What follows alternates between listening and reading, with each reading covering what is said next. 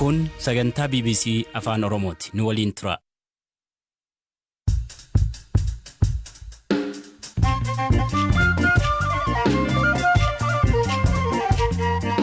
Ashama akka mooltan sagantaan BBC Afaan Oromoo kamisa galgalaa eegale. Itoophiyaa fi Turkiin guyyaa kaleessaa walii galtee waraanaa mallatteessaniiru. Biyya waraanarra jirtu Itoophiyaaf maal fayyada? ቱርክ በሚሊተሪ አንዱ Tarkiin biyyoota damee humna waraanaa yookiin miilitariin ga'umsa qaban regional powers jedhaman keessaa tokkodha. Waliigalteen kun egaa gama waraanaan Itoophiyaaf tumsa cimaadha. Itoophiyaan har'a shaampiyoona addunyaatti meedaaliyaa arfaffaa argatteetti. Gabaasa qabna. Guyyaa har'aa ayyaanni taaboree yookiin ukee ijoolleen kabaju maali? Ukee bara kuufaa daakotu dhuufaa ukee bara eelaa daakotu eelaa. Turtii barattuu badhaasa waldaa qorannoo Oromoo baranaa argattee waliin goones jira. Sagantaa kana ammayyuu taana isin biraan ga'a.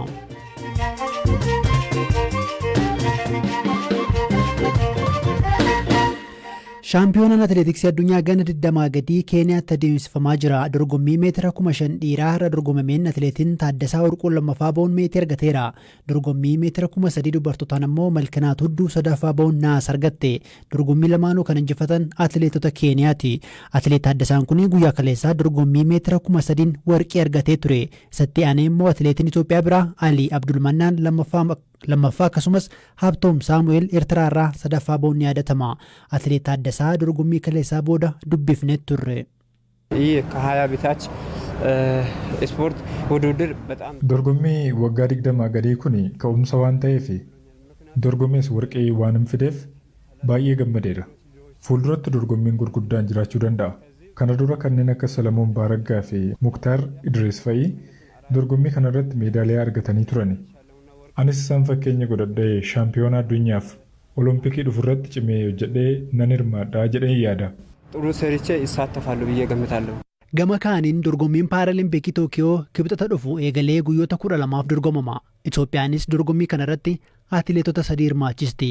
Atileetota 3 keessaa tokko Taammiruu Kaffayaloodha. Taammiruun waggaa 5 dura paaralimpikii Riyoo irratti hirmaate meetira 1,500 meetii argateera. Meedaaliyaan sun meedaaliyaa takkitti biyyattiin argatteedha. Ta'us akka Fayyisaa Leellisaa mallattoo mormii waan agarsiiseef Biraaziil turee boodarra biyyatti deebi'e. Qophii isaa gaafadheera. Lamayyuun guunne torbee sadan tokko qophii taasisaatiirra qophii kanaan dura godhameen isa caaluu baatu garuu qophii nuyi duraan gochaa turre waan ta'eef akka dhuunfaa keenyatti tireenii maal tokko waan hojjechaa turreef qophiin dorgomtoota wajjin dorgomnu wajjin kompiitinuma goona jennee kan yaadnudha. Tole kalee sirni gaggeessaa inni taasifamee ture miti pirezidaantiin Itoophiyaa bakka argamanitti? Kaleessa gaggeessan ture achii galgala immoo gaggeessan shaaratan nuti ture. Kalee yeroo pirezidaantii argattan maal isiniin jedhan? Akka dorgommichi jiru nam beeka jettee nutti himte garuu isheen hirrifatte nama 3 ta'uu keenya isin bichaadha moo namni biraa gara dhufaa teecheen nutti haasa'uu nu eegaa turte beektaa maaliif waan namni biraa duuba seenutti fakkaate sun. Nuyi kanumaa nama sadeen kana iyyuu ani affeerra kaardii argadhee sanni malee filatame dubara tokkoof dhiira tokko qofa ittinnee isa booda baay'ee beektaa fiil goote baay'ee gaddite akkas ta'uusaa ibsuuf yaallee turre yaadannoo tokko qabachaa turte booda gara fuulduraa akka irratti hojjetamu baay'inni gaanis akka ramadamee akka atileetiksiitti sirriitti akka irratti hojjetamu dubbachee turte. Kana dura Riyoo irratti dorgomteettaa meetii argatteettaa isa baranaatoo maal fiduuf yaadde qophiin kee hangami? Yoo danda'ame warqiidha. Warqirra kanas immoo meedaalota jiran keessaa tokkoon ishee fuudhee dhufa yeroo mayyaadha. Milkaa'ee jenna. Galatoomas.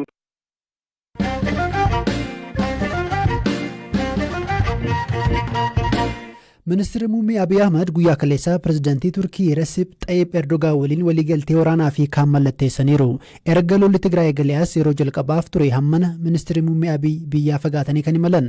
Turkittis simannaan ho'aa taasifameeraaf. Erdogan waraanni kaaba Itoophiyaa keessa jiru karaa nagaan akka furamu akkasumas rakkoo daangaa Sudaan waliin jirullee jaarsummaan furuuf biyyi isaanii qophii akka taate ibsaniiru. Turkiin yeroo dheeraaf hariiroon Itoophiyaa waliin qabdu dinagdee irratti kan bu'uureffatee ture. Sababa lola Tigraayin dhiibbaan biyyoota lixaa kan itti hammaate dubbate ministeerri muummee Abiy Ahmed hariiroo waraanaa Turkii waliin tolfachuun maal akeeka? Jireenya isaanii biyya Ingiliiz kan godhatan lammii Eertiraa dhimma gaanfa Afrikaa xiinxalan Abdurrahmaan Sayid Abu Hashim gaafadheera.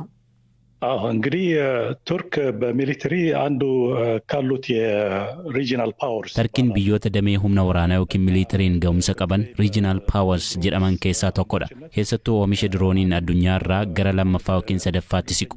Kanaafuu biyyattiin humna waraanaaf teekinooloojii miilitarii cimaa qabdi. Waliigalteen kun egaa gama waraanaan Itoophiyaaf tumsa cimaadha. Teessuma lafaanis Tarkiin Itoophiyaarraa baay'ee kan fagaattee jirtu miti. Gama guddina biyyaatiinis biyyoota kaan caalaa haala Itoophiyaa keessa jiru sirriitti sadarkaa hubatturra jirti. Gama kaaniin ammoo pirezidaantiin Tarkii dhibdee Sudaaniif Itoophiyaa jaarsummaan furuuf fedhii agarsiisuun isaanii biyyattiin Itoophiyaa fi naannawa isheetti nagaa buusuu keessatti ga'ee baachuuf fedhii qabaachuu kan agarsiisudha. ሊሆን ይችላል ለኢትዮጵያና ቀጠናውን መረጋጋትና ሰላም ለማስፈን Turkiin kana dura deeggarsa Itoophiyaaf barbaachisu akka kennitu ibsaa turte. Biyya ollaa Itoophiyaa Somaaliyaattis buufata waraanaa qabdi.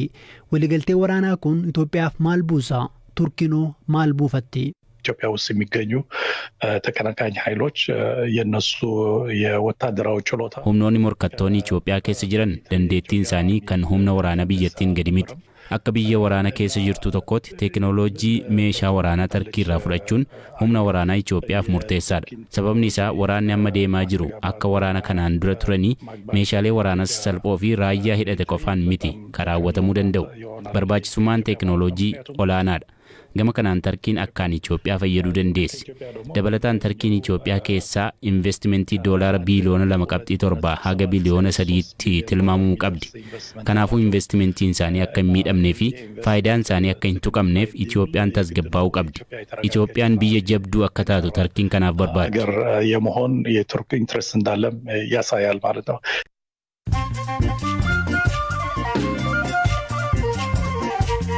Amma immoo oduu gaggabaaboo isinitti himaa naannoo Beenishaangul Gumuuzitti buqqaatota 500,000 fi 40,000 naannoo kibbaa keessa immoo jiraattonni miiliyoona 1.4 gargaarsa akka isaan barbaachisu dhaabbanni biyyoota gamtoomanii hime. Buqqaatonni haalillaa hidhattoota baqatan kunneen Matakkal, Kaamashii, Asoosaa, Awwii fi godinaalee Wallaggaa keessa qubatanii jiru.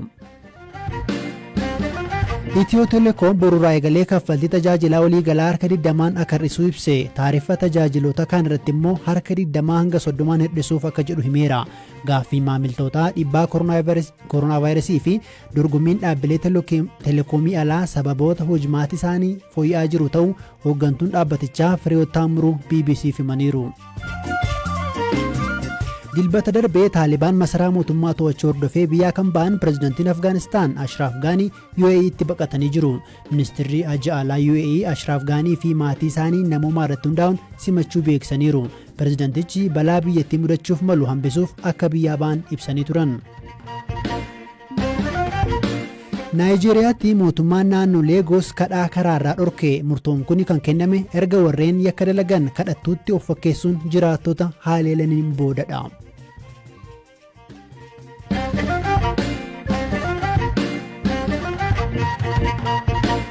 Oduu biraattanca waggaa waggaatti akka lakkoofsa Itoophiyaa hagayya bultii 12 yookiin immoo 13 ijoolleen gara caalu umurii 13 gadi ta'an ayyaana ukee yookiin immoo gama lixa Oromiyaa Taaboree jedhamu kabaju.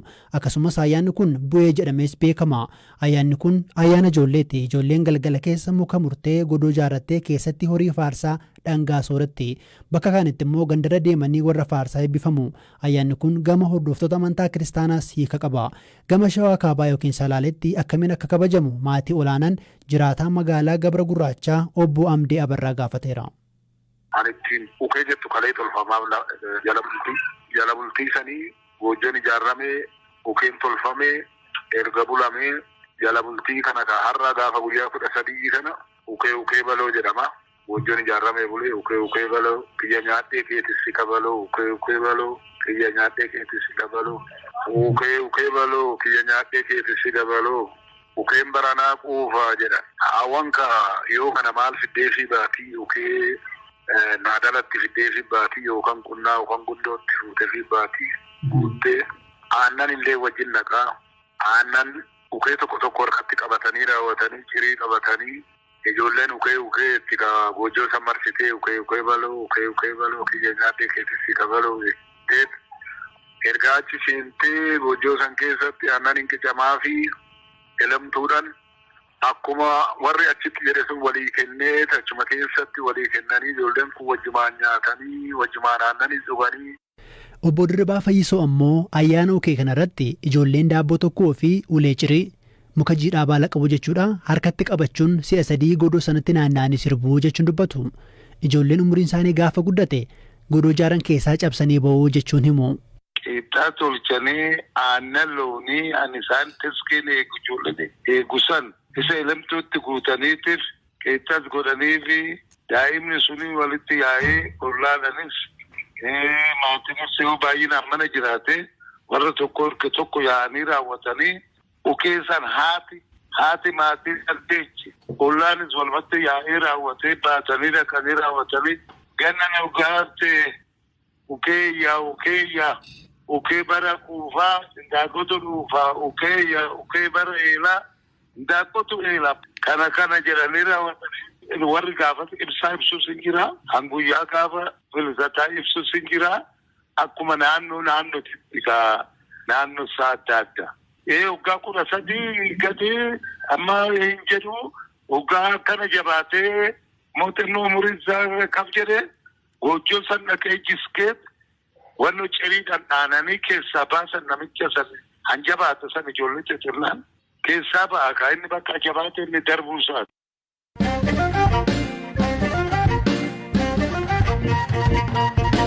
Shamarree Obsituu Duubaa jedhamte godina Booranaa magaalaa Yaaballootti dhalattee barnoota ishee hanga kutaa 12 achumatti baratte boodarra yuunivarsiitii Haramayaa seentee muummee seeraatiin qabxii olaanaa 3.91 eebbifamtee achumatti barsiisuu eegalte. Obsituun badhaasa waldaa qorannoo Oromoo namoota ciccimoof kennu kan bara 2021 injifatteetti. Bu'aa bahii jireenyaa, muuxannoo fi muudannoo akkasumas dhimma badhaasa argattee irratti BBC waliin turtii taasifteetti. Maatii olaanaatu dubbise. Takkeen kaadhimameen gaafa seeraan qabxii olaanaan eebbifamu suuraan kiyyin miidiyaalee hawaasaa irratti guddoo naanna'aa ture. Suuraan kaka'e yuunivarsiitii Finfinnee irratti Dr. Fireewoot Jabeessaa kan jedhan waa'ee kiyyaa afaan dhooftee gaafattee nama akkamii teessa dhalattee guddattee waan jedhu gaafattee achi jiru wankee dabre akka barreessu na gaafattee kanarra barreessennaan karaa isiitiin garoosaa ergame. Suniin oosan piroofaayilii nam dhibii walii wal bira qabee dorgomsiisee piroofaayiliin kiyya mo'atee awwaardii kan argadhee jechuudha. Yuunivarsiitii keessatti haftee qabxii kana eeggattee? Qabxii kana eeggifteen duuba achumatti akkuma eebbii ga'een yuunivarsiitiin ijoollee ciccimoo achitti hambisuuf beeksisa baasee ture dorgommii sunillee ol tokkoffaa bahee barsiisummaa argadhee jechuudha. Akka muummee seeraatti dorgommii sadarkaa Afrikaa dorgommii akka seeraatti deemsifamu wayii ture isarratti wanni mo'attee jira wanni gareen keessaa mo'ata. Moot Court Competition jedhanii dorgommii kanarratti yuunivarsiitii Finfinnee irratti yeroo lama yoo tokko runner up tiimii taanee yookaan ammoo lammaffaa baanee injifannee jirra kaan ammoo best memorial yookaan barreeffama addaa barreeffamii kennin ka'a jechuun tiimiin hankee jiru Haramayaa yuunivarsiitii irraa barreessin tokkoffaa ta'ee badhaasa fudhannee jirra. Yuunivarsiitii Walloolleetti qophiin akkasii dhiyaatee jira sunillee irratti akkasuma injifannoon gallee kaan ammoo Afrikaa irratti All African Human Rights Competition kan jedhanii jira ka Botswana irra dhiyaate ka 2019 qopheessituun yuunivarsiitii Botswana ture achirraallee itti hirmaannee akkasuma kaan internationally Washington DC illeetti JSAP competition kan jedhu ka waggaan dhiyaatu jira sunillee waan cuuf kwaalifaayi goonee eegii fixanneen dudduuba qaamaan dhandhee dorgomuuf viizaa waan argatiniif akkasiin nu jalaan qattee jechuudha. Mul'anni kee gara fuulduraa maali? Waan barnootaa fi qorannoo kan keessatti turu fedha. Ijoollee horsiisee bulaa inspire tochuu fedha. Akka warri gartee yoo jabaatanii akka successful ta'uu danda'an kan keessatti ijoollee dubaraa motivate tochuu, inspire tochuu akka warri na caalu Oromoo dubartii Booranaa jajjabdu tana caaltu akkisiin uumamtu gahee guddaa taphachuu fedha. Advocacy illee hojjechuu fedha. Waa'ee human rights irratti haalli qabiinsa mirga namoota biikeen keessatti isaaniiti waan kanarraallee itti hedduu hojjechuu fedha. Kun kaayyoo keetiif hammamsi gumaachaa miira akkamiisitti uume? Ammallee miiriitti gaafatamummalleen akkasuma dhaga'a. Eegii agas nam gugurdoo waliin maqanadhaan hojiin gugurdoon hedduun akkinaaf achumarra naagalee guddoo gammadee wanni aan hojjedhe diqqoo waan hedduu kee dabree iffertii kan recognize waan tochaniif waan na badhaasaniif guddoo gammadee. Dhaggeeffattoota keenya sagantaan BBC Afaan Oromoo Kamiisa galgalaa xumurameera. Boru walitti deebinaa halkan gaarii ammayyuu taanaan ture.